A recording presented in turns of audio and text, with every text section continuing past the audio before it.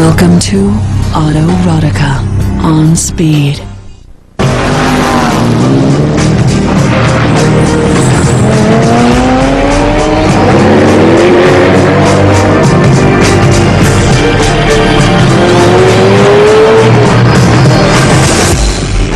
Welcome to Behind the Headlights, Speed Channel's documentary series that tells the stories of some very special automobiles. Vehicles so unique that they changed history and affected the moods and attitudes of generations. Hello and welcome to a very appropriate venue for this episode of Behind the Headlights, which features Ford's GT40 Mark IV. This is the legendary road circuit at Le Mans in France, site of the famed 24 Hours, where Dan Gurney and A.J. Foyt's car became a racing legend. When a Ford Motor Company bid to buy Enzo Ferrari's company in 1962 failed, Ford president Henry Ford II decided he would conquer the Italian racing king on the world's most prestigious automotive stage, Le Mans. What resulted was the most determined and expensive motor racing campaign ever witnessed, with a no-excuse-to-lose philosophy. In this episode of Behind the Headlights, we'll take a closer look at the Ford GT40 and see how a combination of Yankee ingenuity, British technology, and Henry Ford's determination to win at all costs made the car an international and timeless sensation. I think the thing that made it a great accomplishment, an American company decided that it was going to go to Europe and win against all the European companies, something that had never been done before. Nobody but Henry Ford could make that decision. They called it the swinging 60s. The British Revolution had hit. The Beatles and the Rolling Stones were driving teenagers wild. Flower power, hippies, and the summer of love were replacing the beatniks of the previous decade. In 1964, the first military action in Vietnam began that controversial war in Southeast Asia. On the road, thanks to cheap gas and open highways, America's torrid love affair with the automobile showed no sign of chilling. During the mid-60s in America, you had a lot of focus on kind of achieving things that hadn't been achieved. Breaking barriers, breaking records, and of course you had automobiles that were getting more and more powerful all the time. Americans were looking for an affordable, fun-to-drive personal car, and Ford had the answer. They introduced the Mustang and belted an out-of-the-park home run. On America's sports car circuits, Carroll Shelby's Ford-powered Cobra was destroying Chevy's Corvette. The 60s was a really great time. You know, we had launched Mustang at 64 and a half. We were in the process of developing a wonderful relationship with Carroll Shelby, and we were making just very exciting products at that time. Henry Ford and his management understood winning races sold cars. Win on Sunday, sell on Monday was the company edict. Ford was engulfed in a campaign called the Total Performance Program. They wanted to go after this so-called youth market. And what this led to was a advertising campaign known as Total Performance. Ford's Total Performance Program was working in the United States, but Henry Ford desired victory on a much grander scale. As luck would have it, the most prominent company in racing was up for sale: Ferrari. Ferrari had been out there for years and years and years, and they had raced.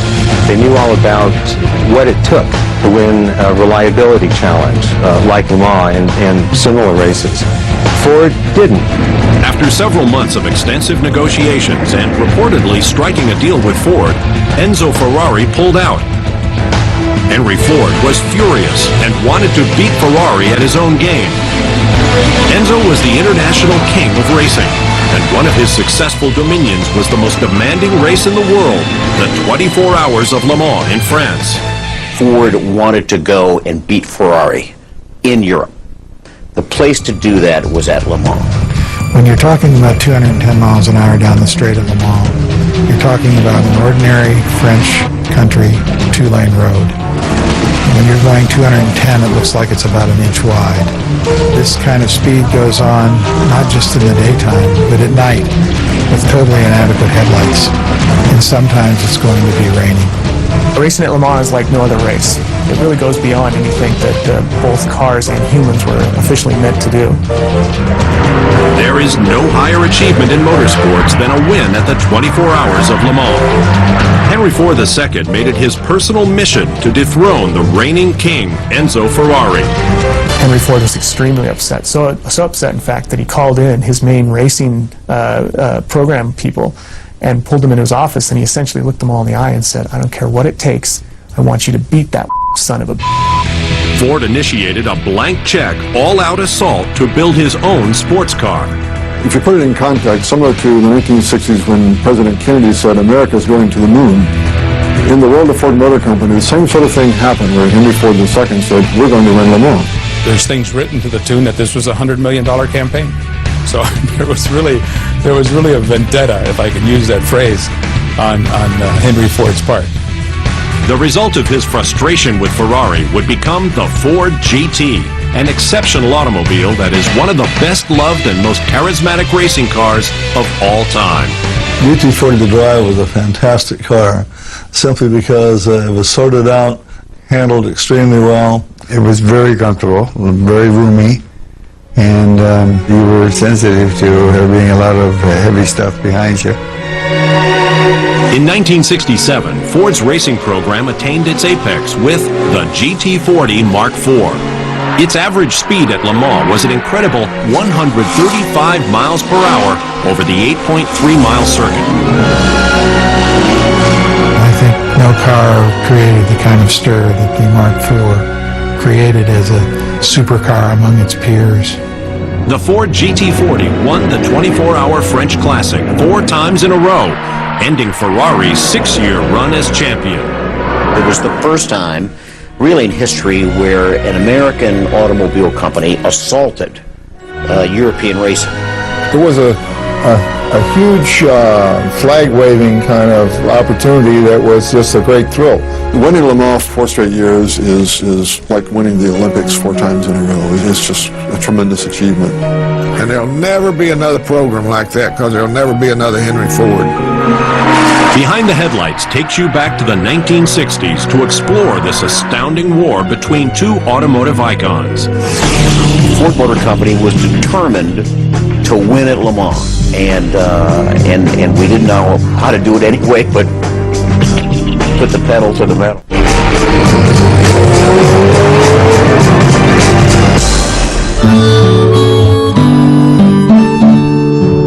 Following World War II, Ford Motor Company was in dire straits. Sales had plummeted, and the company needed new leadership and new direction.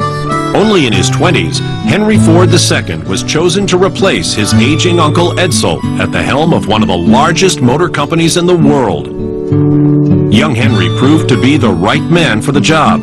He quickly revitalized the company and put it back on par with Chrysler and General Motors. No American companies ever had anybody like Henry Ford that ran them. He was the dictator. Benevolent, by the way. Despite sales increases, Ford was still known primarily as the old person's car company. One written account says that in the early 60s, Ford Motor Company's image was analogous to Maytag. It was reliable but not very exciting.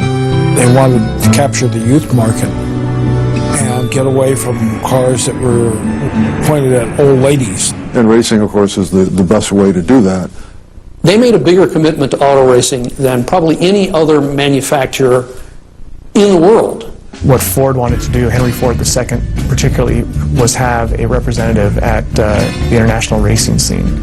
And he wanted to win specifically the 24-hour of Le Mans. Henry Ford took out his checkbook and looked for a likely acquisition. Ford zeroed in on the most prestigious name in sports car racing, Ferrari. Henry Ford II sent company vice president Don Fry to Italy for negotiations with Enzo Ferrari. They were very seriously looking at it and spent a great deal of money evaluating it and a great deal of time and effort. The price was $18 million. $18 million to buy all Ferrari. And here Ford probably spent $2 or $3 million just sending people over to Ferrari to see what was going on. And the whole thing turned into a giant fiasco. Henry Ford II thought he had a deal, but Enzo Ferrari is nothing if not mercurial. And at the last moment, he pulled out of the deal. When Don Fry, who had run that for Ford, came back and reported into Henry Ford II, always lovingly referred to as the Deuce. Henry said, "Don't worry about it. We'll kick their ass." It was important for their corporate prestige that they get out there and they field a car at a race such as Le Mans and win. The decision to create his own sports car was simple. However, the actual building of a Ferrari beater for the world sports car circuits was not. All new cars have developmental problems. You just don't build something and out of the box go to the pole position and win race. When Enzo Ferrari refused to sell his company, Ford initiated a relentless charge to racing glory with the development of a powerful American automobile. And what it led to was a massive, almost military-like campaign to unseat Ferrari's dominance in European sports car racing. The Ford Motor Company needed help to win on the world stage. The British possessed more experience and expertise at European-style endurance racing, so it was decided that the job could best be done in England. We paired with Eric Broadley of the Lola Car Company. He had a mid-engine Ford-powered car, coincidentally, that gave us a springboard to work from. Work began on the car, and by the end of March 1964, in only 7 months, the first prototype was complete. Bruce McLaren and I had done a lot of the testing on the car, sorting out initial bugs, you know, and it showed great promise. It was billed as the fastest Ford ever built. It was in keeping with the times, which was to take a fine chassis, usually British, and put a big honking American motor in it. The Indy engine's 256 cubic inches put out 350 horsepower at 7,000 RPM. That was considered to be powerful enough to send the GT down the straight at Le Mans at over 200 miles per hour. There was a complex network of ducts to take cool air to the disc brakes and the engine. The gearbox was the Collati transaxle, which Ferrari had been using, and it was proven to be very successful, by Ferrari at least. The wheels were Barani from Italy, and they proved to be not capable of withstanding the torque that our engine produced. At the time, the car was simply known as the Ford GT. Somewhere along the line, somebody decided that rather than simply calling it the Ford GT, they would add that 40 on it, and it wasn't the 40th in the line or anything like that. It was supposed to be based on simply how high the car is off the ground. And when you think about it, a car that's only 40 inches high is pretty low. Rarely had a car's arrival been so anxiously awaited as the GT40s. The car's first public appearance on the track was scheduled for April 1964 at the Le Mans test days. Scores of reporters witnessed the new Ford racer's anticipated coming-out party. Unfortunately, its debut was discouraging. 2 GT40s rolled out onto the Le Mans track. 2 GT40s crashed. The car had aerodynamic problems that proved to be its undoing. Specifically, the car had an alarming tendency to become airborne. Aerodynamic tests conducted showed the need for a spoiler under the front end of the car to combat the high lift generated by the body shape. Another spoiler was added to the rear. If I were to have a problem, that's a problem I would want to have, is my cars were so fast that aerodynamics came to be a real issue. 2 months later, on June 20th, 1964, 3 Ford GT40s entered the Le Mans 24-hour race. It looked like a good start. By the second lap, Richie Ginther's Ford GT comfortably exceeded 200 miles an hour and was leading every Ferrari. Phil Hill, America's Formula One champion, established a new lap record, averaging more than 131 miles an hour. Richard Atwood and Joe Schlesser drove the third GT40. However, none of these cars would see the end of the race. The car was driven by Phil Hill, performed very impressively for about 14 laps, and then dropped out with suspension failure. They also had a gearbox problem because there weren't gearboxes available in those days to take the kind of torque this big V8 put out. The first round of Ford's assault on Ferrari at Le Mans had failed. 2 more losses followed that year. The first at Reims in France, where 3 GT40s failed to finish, and again at Nassau in the Bahamas, where both entries dropped out. The Deuce was losing patience. In the fall of 1964, he would make one of the most important moves for the GT40 program, enlisting Carroll Shelby to lead the charge. Carroll was a can-do, let's-get-it-done kind of guy, and very much like my father. And Carroll had a very outgoing personality. And I think that my father's personality and Carroll's personality meshed reasonably well.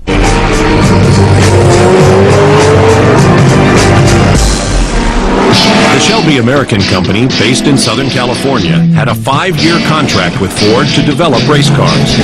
Carroll Shelby was setting the racing world on fire with his Ford-powered Cobras, upsetting Ferrari's hold on the GT class in 1964 at Le Mans. He had vast European racing experience, including a win at Le Mans in 1959 as a driver for Aston Martin. Shelby's expertise and knowledge were desperately needed at a time when the GT40 program was mired in failure. I think bringing in Carroll Shelby was in my opinion, a key ingredient to the success of the whole GT40 program. He had a shop full of talent that was unbelievable. Fellows that had been to Indianapolis time after time, fellows that had been in stock cars, fellows that had been in Formula One. We had mechanics from New Zealand, Japan, Australia, Italy, France, Germany, England. He had a fellow by the name of Phil Remington, who is certainly the greatest master automotive racing mechanic, fabricator in the history of American motor racing. Yeah, I know we had a lot of people, a lot of them were ex-hot rodders and pulled people from all walks of life. And it was a very cohesive group. Shelby American was a winning company, and we had a winning attitude. And if you have the right mind frame, you're not going to get beat. Shelby's team was under the gun to get the GT40 ready for its first race at Daytona. They had only 2 months to transform the car from one that hadn't finished a race to one capable of crossing the finish line. When we first got the cars, the first thing they did was take them to Riverside, and Ken Miles and Bob Bonner were out there, and they tested the car. They both hated it completely. So the car was completely ripped apart. Shelby replaced the original exotic 256 cubic inch Indy engine with his own 289 Cobra power plant. It was more reliable, with more power and more mid-range torque. It was capable of speeds on the Mulsanne Straight of 190 miles an hour in 1965. I mean, that is remarkable. The unreliable Kaladi gearbox was also replaced. Its substitute was a 5-speed ZF box from Germany. Shelby enlisted Aeronutronic, Ford's aerospace company, to diagnose the airflow problems of the car. They found that the complex system of cooling ducts was not working as it should. So we went up there and molded up a bunch of exterior ducting to put on the tail of the car, trying to get more air to the oil cooler and also the inlet to the carburetor. They literally worked 24 hours a day, 7 days a week on that car, and they changed the engine, they changed the suspension, they changed the cooling, they changed the wheels, they changed the tires, transmission. The only thing that was the same on that car by the time we got to Daytona was the body. First up for Shelby's new modified GT40 was the Daytona Continental 2,000 kilometer race, a grueling 1,243-mile test of man and machine. The Shelby team was running 2 GT40s, one driven by Ken Miles and Lloyd Ruby, the other by Richie Ginther and Bob Bondurant. In the end, Shelby proved to be the difference, resoundingly beating Ferrari's P2s driven by John Surtees and Pedro Rodriguez. First race of the year was at Daytona. They won it. Second race was at Sebring. They took a second. Next race, they took a third. But this gearbox problem still persisted. In Sicily, at the demanding Targa Floria road course, the GT40 would compete with Ferrari's 275 P2 on its own turf. It was a 440-mile race consisting of 10 laps, each 44 miles long, with hundreds of tight corners. There, Ford's straight-line speed advantage meant little through the island's twisty mountain roads. Bob Bondurant and John Whitmore were the drivers. When Whitmore lost a wheel on the main straight, an enthusiastic spectator tried to make a a souvenir of the wheel's knockoff spinner. Wasting precious minutes, the GT40 sat on the side of the road before Whitmore eventually recovered the wheel nut from the crowd. By now, the P2 Ferrari of Nino Vaccarella and Lorenzo Bandini had an unbeatable lead. Bob Bondurant's GT40 ended its race in a ditch at the side of the road. Two more devastating losses for the team followed, at Sebring and then again at Le Mans in 1965. One by one, the Fords lost their gearboxes. Ferrari swept the first 6 or 7 places, and Ford, again, was totally embarrassed corporately. Shelby and the Ford team would have to go back to the drawing board if they wanted to catch Ferrari. Clearly, this race in '66, when we went in full force, was very important to my father.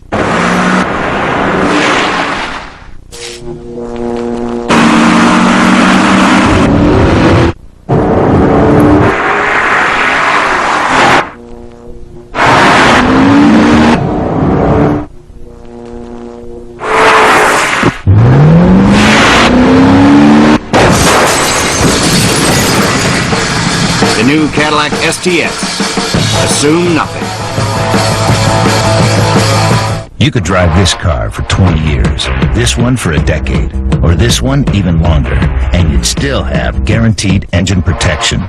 New Peak Global Lifetime is the only antifreeze backed by a lifetime guarantee, and its patented formula works on any make, any model, anytime. So no matter what you drive or how long you drive it, with a complete flush and fill, we guarantee it for life. Peak Global Lifetime Antifreeze. Flush it, fill it, and forget it. The Netscape Internet service lets me choose if I want to have their unlimited access for just $9.95. So does NetZero. And Netscape lets me have Web Accelerator for free with their $9.95 plan. NetZero charges $14.95 for their service with Web Accelerator. What do you get with NetZero? I'm a Netscape guy. Right now, Netscape gives you free Web Accelerator to surf up to 5 times faster. NetZero charges $14.95. That's over 50% more. Get Netscape for $9.95, now with free Web Accelerator.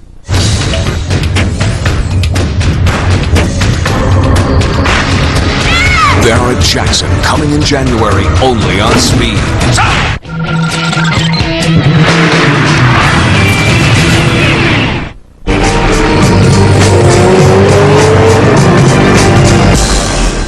The wily Texan Carroll Shelby and scores of other dedicated professionals at Ford worked long hours and hard days to make the GT40 program a success. The car had begun to win in both the United States and abroad, but the ultimate goal was a victory in the grueling 24-hour race here at Le Mans in France. As we'll see, in June of 1966, the Ford GT40 not only won the 24 hours, it dominated.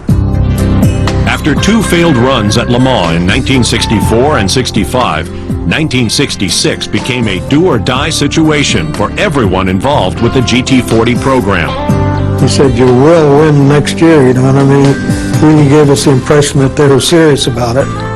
Henry brought Leo Beebe, Don Fry, and I into his office and said, well, boys, here's your name tag, and our names were there, and it said Ford wins Le Mans in '66.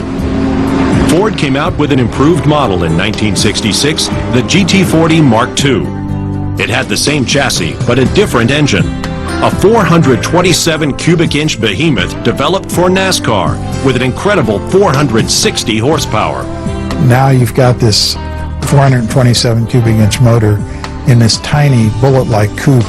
These things could go over 210 miles an hour on the straight at Le Mans.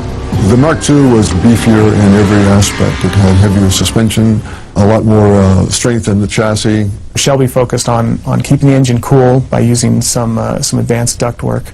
And they also had to improve the brakes, because what they found during testing was that the brakes were not able to withstand the extreme speeds that the car could reach and then have to come back down from. Phil Remington came up with a way to change the rotors in about a minute and a half. Therefore, the guys could use the brakes as hard practically as they wanted to, but we could change them. Up to that time, the rotors are on the back side of the drive flange, so we put them out on the front side so that we could change rotors pretty rapidly. Just pull a caliper out and hang it on a hook. Shelby's team also did something quite revolutionary. And they actually built a dyno at Ford Motor Company where they can run an engine and transmission for a full 24 hours like it was running at Le Mans. And it was one of the earliest computer-controlled dynos. It had an engine and a gearbox. It had a robotic form of shifting.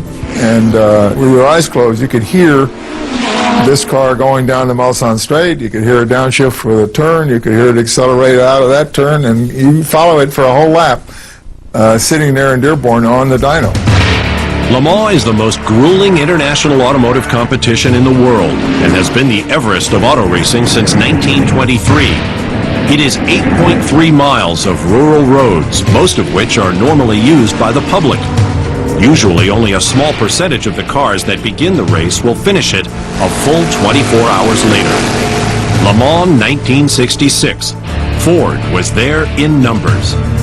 Ford actually fielded 6 vehicles. 3 of them were under the Shelby American Racing Team. 2 of them were under the Holman and Moody Racing banner, and 1 of them was Allen Mann Racing. What Henry Ford II did, he didn't pit the GT40 against the Europeans. He pitted Shelby against Holman Moody, and they wanted to beat each other more than they wanted to win Le Mans. There was a lot of competition between them, but that was good. That made both of us better. Henry Ford II had been invited to be honorary president at the 1966 Le Mans race. As president, he would drop the French flag to start the event. Through the night, the Shelby car driven by Ken Miles and Denny Hulme ran beautifully. But the Chris Amon Bruce McLaren car suffered brake problems, and they weren't the only ones. Le Mans can punish cars in many ways. By morning, there were only 5 cars left with a chance at winning. 3 GT40s and 2 Ferrari 330 P3s. Ken Miles had the lead by several laps when the Ferraris both suffered engine failure and dropped out, thus guaranteeing the Ford GT40 a 1-2-3 finish, which sparked an interesting idea. They tried to stage a Mickey Mouse finish with all the Fords coming across the finish line together. Ken Miles, driving a Team Shelby GT40, was ordered to slow down and let teammate Bruce McLaren catch up. With Ronnie Bucknam of the Holman and Moody team finishing third, the 1-2-3 photo finish was one for the record books. Miles thought he had won, and so did everyone else. But Ford overlooked an important Le Mans regulation. There was a rule that none of them knew about in the rule book that said whoever started the race further back at the starting grid had actually traveled a further distance. So Bruce McLaren was actually the winner because he'd started further back on the starting grid than the other 2 cars. They blew it. The way the race was timed and judged, the wrong car won. Miles had won Daytona and Sebring in the GT40, and he would have been the only driver ever to win the 3 major races in 1 year, and got robbed. Despite the controversy, the Ford Motor Company had reached the pinnacle of racing success. Henry Ford was ecstatic. This win was tremendous. You could hear the cheering in Dearborn as well as in France. Henry Ford II was exuberant, and he kissed the drivers. At the end of the 1966 race, when we came in 1, 2, and 3, I remember staying around Le Mans for probably an hour or so after the race, basking in the glow of the victory, I would say. But now Ford faced a bigger challenge, trying to stay on top.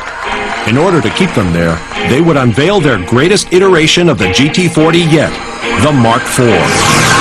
This really was the cherry on top of the dessert for Henry Ford, because indeed his company, through the learning experience of several years, had then internally produced a car that was the absolute dominant car in endurance. Following its 1-2-3 sweep at the 1966 Le Mans race, Ford's enthusiasm would be tempered by an unfortunate tragedy only 2 months later. This was an all-out war, and in every war there are casualties. And although it's hard to believe today, to achieve these great wins at Le Mans, Ford paid a tremendous price. At a road test at Riverside Raceway in California, a GT40 Mark IV prototype went out of control. Ken Miles, one of the most respected drivers of the era, was driving the car.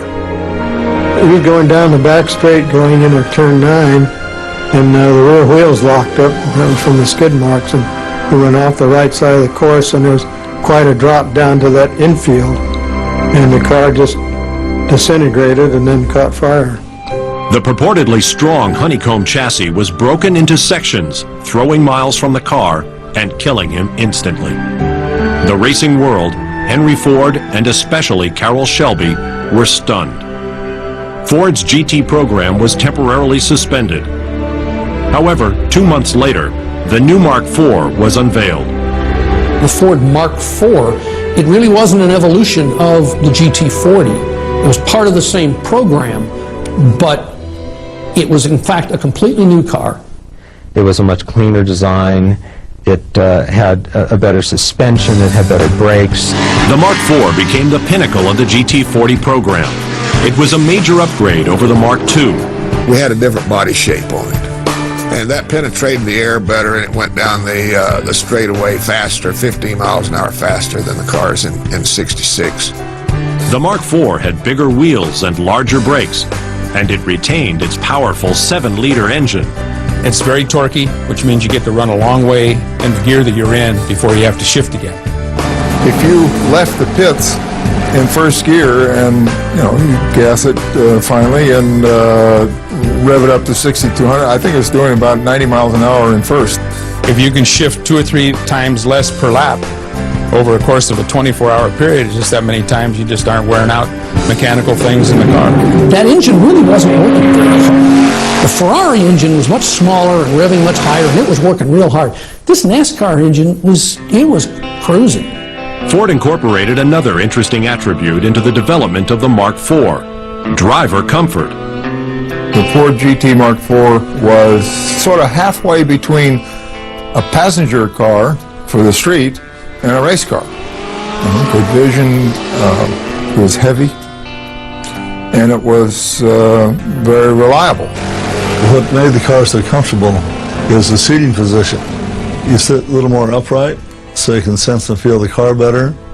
If the seat, the way it was designed, it fit the driver just perfectly. At first, the Mark IV wasn't so comfortable for Dan Gurney. The 6'4" driver couldn't sit in the Mark IV with his helmet on. So Ford expanded the top of the roof to accommodate Gurney. The modification was called the Gurney Bubble. In 1967, Sebring served as a test bed for the new Mark IV. Ford captured the first 2 places, with Bruce McLaren and Mario Andretti in the winning car, and A.J. Foyt and Lloyd Ruby finishing second. Ford felt confident that the Mark IV was ready for the demanding 1967 Le Mans. The biggest question remained, could Carroll Shelby's unusual pairing of 2 legendary drivers bring home another victory at Le Mans? Dan always tells a story that he would love to have put a bet with an English bookie on whether they're going to win a race or not, because they were voted the most likely to lose.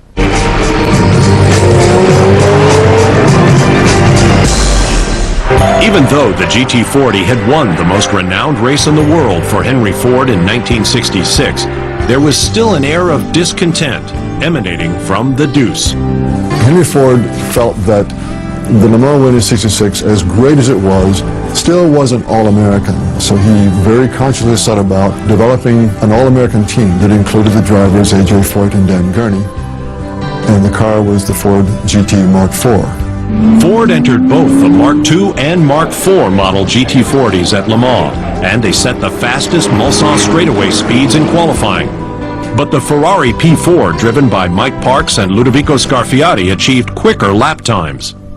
For the race itself, Shelby American and Holman and Moody each entered 3 cars, 2 Mark IVs and a single Mark II.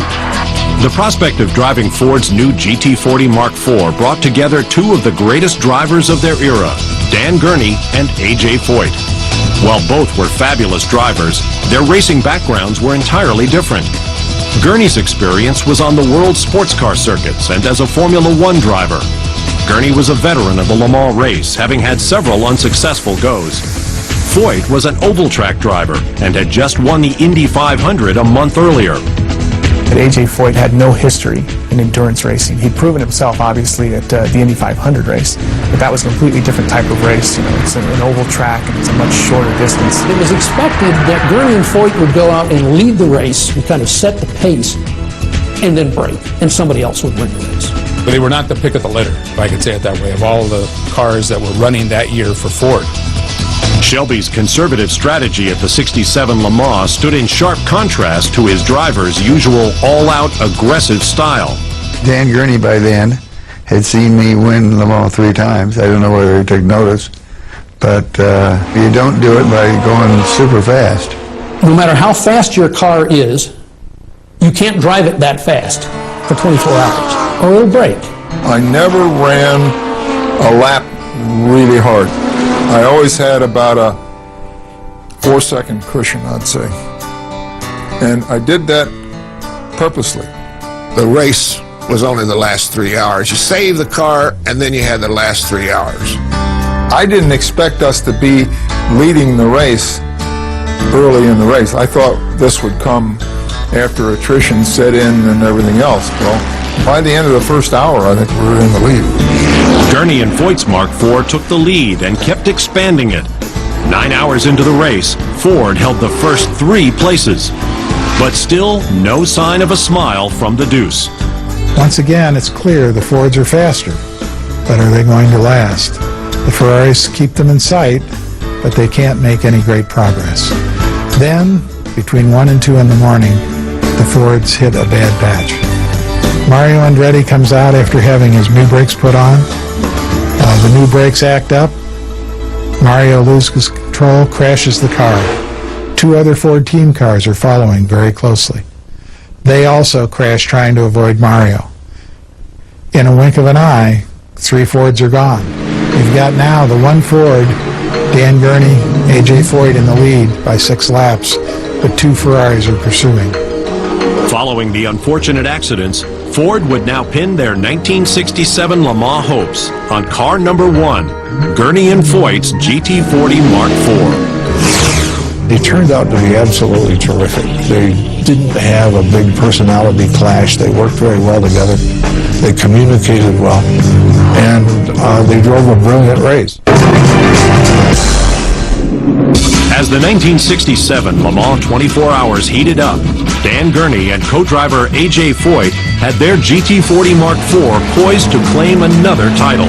He was running first, Ferrari was running second. The Ferrari was being driven by a man named Mike Parks.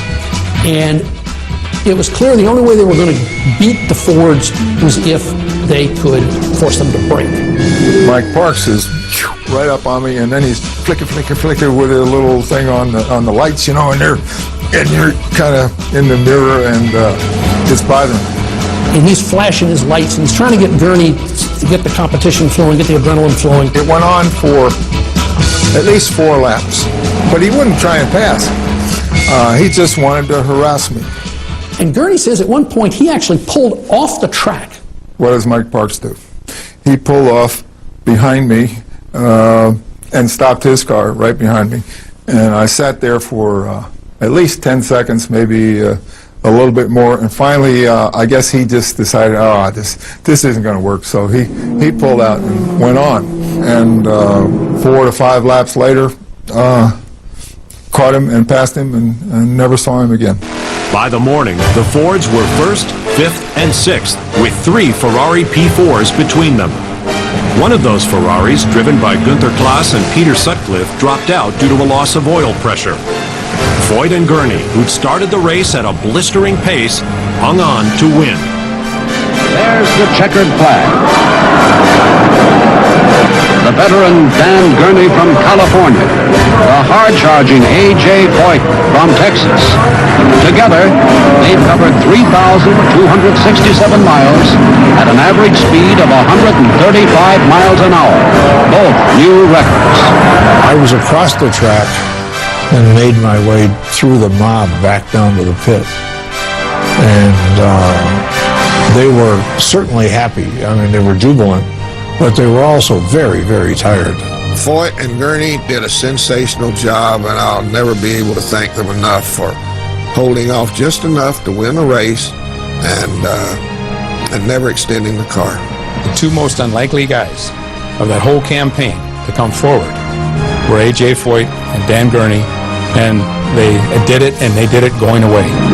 Ford had convincingly demonstrated its initial victory was no fluke. The win in '67 was an all-American effort that established the GT40 as a legend. Dan Gurney rather spontaneously began a tradition that is mainstay today. The crowd is ecstatic. The Fords have done it again. Henry the Deuce is there. Dan Gurney gets up on the podium. They get this huge bottle of champagne, and they're expected to take a swig of the champagne. Well, Gurney, of course, is ecstatic. He's finally won Le Mans, and he's kind of a playful guy anyway. And all of a sudden, he just kind of shakes up the bottle and sprays everybody with it. So got her going and just started spraying all the cameras, the lenses. Henry Ford II and his new wife and from Italy. And just, we managed to cover all bases practically, and it was a fantastic moment. Following this monumental victory, Henry Ford decided to rest on the company's laurels and let privateers take up the gauntlet. I think we pulled out of Le Mans after the '67 race primarily because we had accomplished what we wanted to accomplish. Even an FIA rules change aimed at curtailing the Mark IV's winning streak couldn't stop the GT40's legacy from charging ahead, as evidenced by the victories of the Gulf team's blue and orange liveried GT40s in '68 and '69. It was actually the exact same vehicle with the same serial number and everything that won in both '68 and in '69. That may be the only time that's ever happened in the history of the race. So Ford ended up with 4 consecutive victories when they were really actually satisfied with the first 2. They put a cap on engine size at 5 liters. That was the largest the engines could be from that point on. Why did they change the rules from year to year? If it takes place in Europe, they want to fix it so a European car can win. Decades later, the car would re-emerge as a 21st century model. Ford has decided that history is important. That going back and doing some retro stuff is good for marketing, and they're right.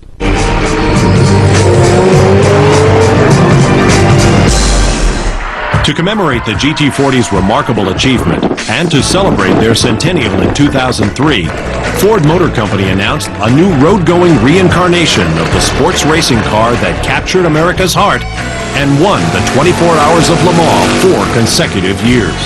It's a really nice melding of absolutely up-to-date technology and a body design that is 35 years old, but is so good that it looks good today.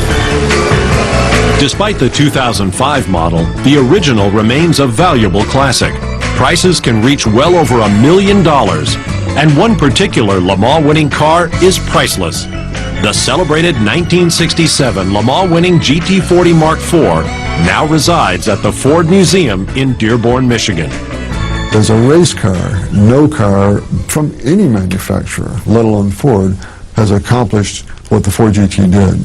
It was an American win for Ford Motor Company. And there was this great feeling of pride. By God, we can do that. Take that, Enzo. America can win these things too. As proof of just how difficult Le Mans can be, of the 44 GT40s that raced the 24 hours, just 9 went the full distance. But of those 9 finishes, 4 were victories, along with 1 second place, 2 thirds, 1 fourth, and 1 sixth place. One of the most remarkable achievements in the annals of motor racing. I think the legacy is the only American wins at Le Mans were by the Fords.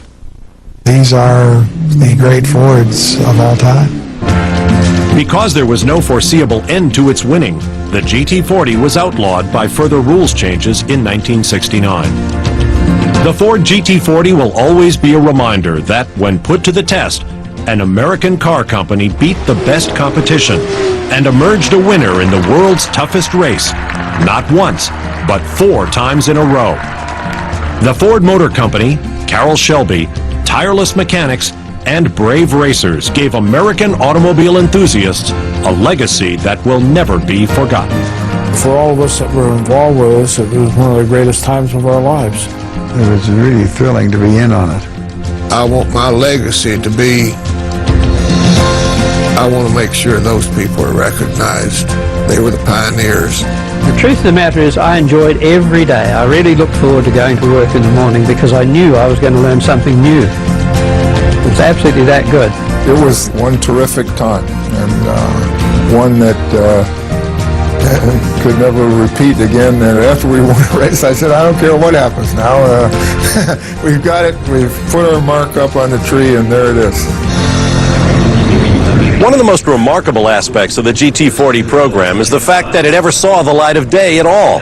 With unlimited funds but very limited time, it's almost inconceivable that a specialty program was able to create the quintessential racing car.